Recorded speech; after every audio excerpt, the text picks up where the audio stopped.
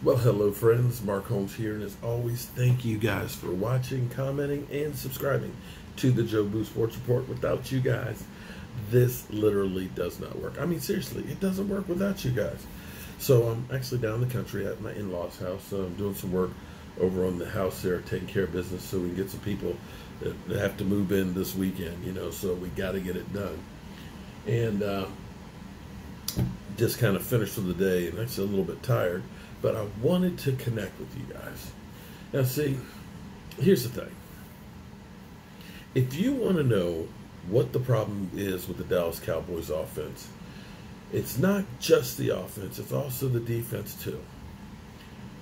As much as my quarterback will get blamed for, being a dink and dunker and this, that, and the other, or he's not good enough to lead and overcome, the reality is it's a team effort. I don't care who you're talking about. You had John Elway, who couldn't win a Super Bowl until he got Terrell Davis. Seriously. It was Terrell Davis that helped him get over the hump. John Elway didn't do it on his own. He had been to other Super Bowls, but couldn't deliver without that running game, that running back. And as much as we are told that the quarterback can put a whole team on his back, that only gets you so far. You can get him to make a few extra plays, but you don't see garbage teams that end up being successful just because they have a great quarterback. In fact, you'll see a lot of really good quarterbacks that got there with some garbage teams that become garbage because, well, they got beat to death. They don't have a coach that coaches them well. But if you want to know what the problem is with the Cowboys offense, because here's what's crazy.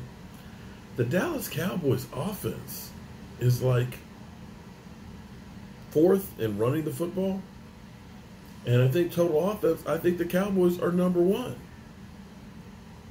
Which is crazy. It's crazy to think about where we were in the past. But here's the thing. We make a lot of yardage. We make quite a few points. But if you really want to know what the problem is with the Dallas Cowboys offense, why it just does not blow everybody away, let me ask you a question. Dallas Cowboys have the ball 1st and 10. What are they going to do? Just a simple question. The Dallas Cowboys have the ball, 1st down. What are they going to do? What play are they going to call? If you said run Zeke up the middle, you're probably going to be right. Because as we look to the game this past week, the first 6 times on 1st down, it was run the football. Now let me ask you another question. If it's 3rd down and 2 or 3rd down and 1, what are the Dallas Cowboys going to do? What's the play going to be called? Probably going to be a dive with Zeke up the middle, right? If you guess that, you're probably going to be right. Why? Because that's what they always do. And if you and I know that, what do you think teams that have people who study every single play, every statistic out there, every tendency, they know that. Now, here's the thing.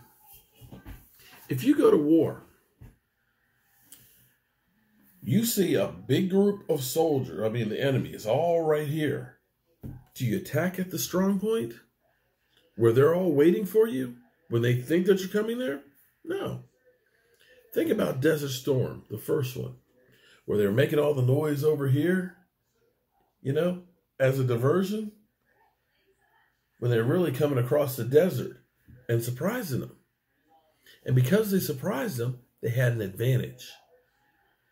The Dallas Cowboys are kind of like old school. It's kind of like when you're that college team that's playing, your Division I school, you're Alabama and you're playing a Division III school. It doesn't matter what they do because we got more talent and we're just going to bowl right over you. And sometimes that's what the Dallas Cowboys seem like they try to do. That worked in 2015. 2016 and 2014 when, Tyron Smith was young and he was throwing people with one arm. And Zach Martin was a young man and Travis Frederick. That worked. But now, defensive coordinators, they know you're coming there.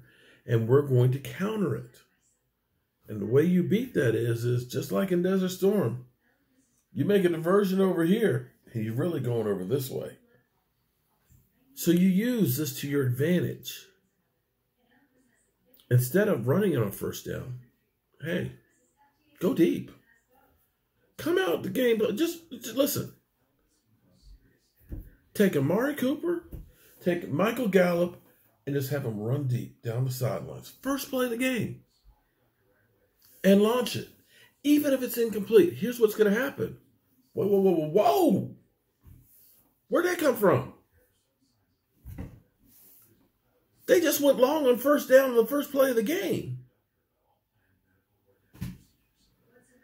You know what Amari Cooper does with the football, right? You've seen Michael Gallup making some plays, right? That, my friends, becomes the diversion. That, my friends, loosens up the defense. They can stay in there if they want to. 7 men in the box trying to stop Zeke Elliott. Do that, eat him up with the pass. It's not rocket science. You got 11 guys, they got 11 guys. The question is, are you going to put your 11 guys focused in where their guys are? Or are you going to try and focus it where they're not? That's what the Cowboys have to start doing more of. They've got people that can make plays. Now, a lot of people will go through and talk about, well, Jason Witten is slow, that Blake Jarwin needs to play more, Tony Pollard needs to play more. The reality is the Cowboys are successful doing things. They just bog down. They get a penalty that stops the drive. They'll end up getting, not making conversion or something here or there, or they'll miss a field goal. They are making the yardage because they're making more yardage than anybody else. But you have to be able to do it and continue to sustain these drives. And if you start doing these things where you're more unpredictable, instead of just trying to bludgeon the other team to death, you put that cloud of doubt that, I want to go in here and stop Zeke, but, it may also be that Amari Cooper is going right behind me. So should I stay or should I go? I don't know. And we don't have that. Minnesota had no doubts. They were flying to the ball, and they were right most of the time. First down, let's get Zeke. 2 yards. First down, Zeke. 3 yards. First down, Zeke. 2 yards. Never got more than 4 yards on first down. Whereas when you were passing it on first down, you were averaging 8.6 yards every time you passed on first down. So explain to me again why you continue to run when it's not there, when they know that's coming. That goes back to coaching, my friends. News on the Lions. 1 o'clock kickoff. We'll be at Lucky's live streaming there. So if you're in town, want to join us, come on down to Lucky's. You'll have a ball. Food's good. Service is good. And we'll be there. Hopefully my boy E2 Blue and DMV and Michael Anthony will all be there. Matthew Stafford still has not practiced this week. Tomorrow's Friday. We'll find out if he's going to play this weekend or not.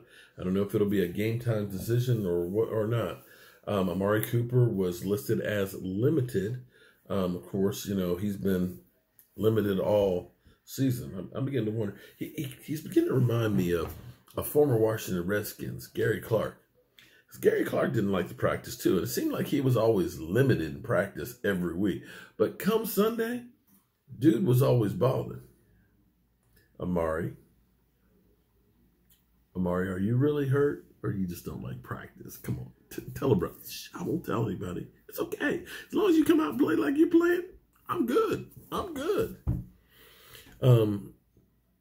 But for the most part, we're in pretty good shape with everybody, except, of course, Connor Williams is having had knee surgery earlier this week, and he'll be out for a week or two. I'm tired. Forgive me. I can't stop yawning. Wake up. We have Xavier Philo.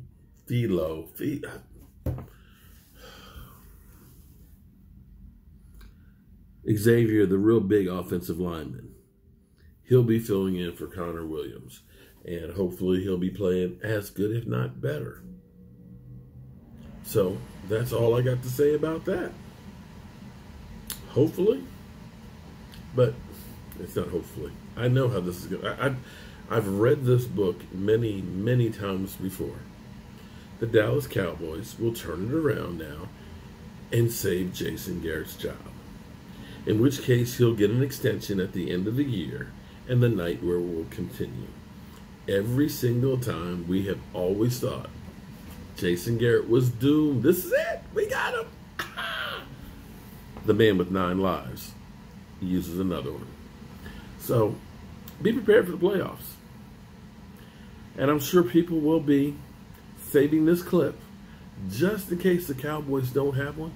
It's okay. The best of them on TV, they get a lot of stuff wrong too. See ya.